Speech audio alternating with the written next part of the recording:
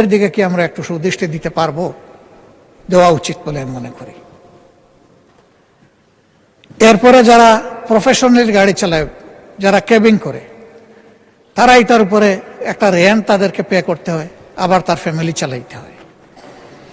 এখন আমি যিনি ওই কাজ করি না, আমার ব্যক্তিগত কাজে ব্যবহার করি, আমার জন্য 2000, তার জন্য 2000, এরকম করলে তো ওরা বাঁচবে না।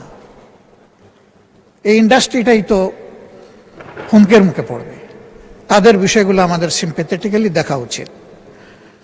আজকে আমি ধন্যবাদ জানাই মাননীয় প্রতিমন্ত্রীকে। সেদিন তিনি আমাকে চাচা বলেছিলেন, জানি না আমার বয়স হতো কিনা। তা আমি যশোরে তাকে বুকে টেনে নিয়েছিলাম, আর তিনি যথার্থই স্মরণ রেখেছেন।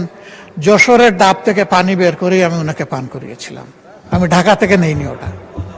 আলহামদুলিল্লাহ, তিনি যে মনে রেখেছেন, এই জন্য তাকে ধন্যবাদ। তিনি খুবই পজিটিভ অ্যাপ্রোচে আজকে কথা বলেছেন, এবং আমি মনে করি যে একটা রিয়েলিস্টিক বক্তব্য রেখেছেন। শুধু এক জায়গায় হালকা একটু সুই হাতে নিয়েছিলেন। উনি মাথায় হাত দিয়ে লজ্জা পাইছেন, আমি আর ওইটা বলতে গেলাম না।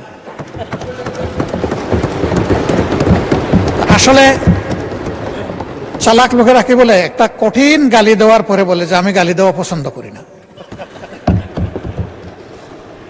যেটা আমি পছন্দ করি না, এটা আমি করবই না। এই সংসদে আমরা প্রথম দিনই অনুরোধ করেছিলাম যে আমরা আসুন জনকল্যাণে কথা বলি।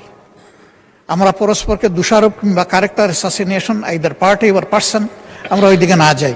কিন্তু এখনো বন্ধ হয়নি। মাত্রা বোধহয় কিছু কমে এসেছে, ঠিক 8 মাত্রার ভূমিকম্প না, কিন্তু 4-5 মাত্রায় এখনো কিন্তু ভাইব্রেট করতেছে। এগুলো বন্ধ হওয়া উচিত। আমরা কনস্ট্রাকটিভ হই, সরকারি দলও কনস্ট্রাকটিভ হোক, আমরাও কনস্ট্রাকটিভ, সেইভাবে বিষয়গুলোকে আমরা রিজলভ করি।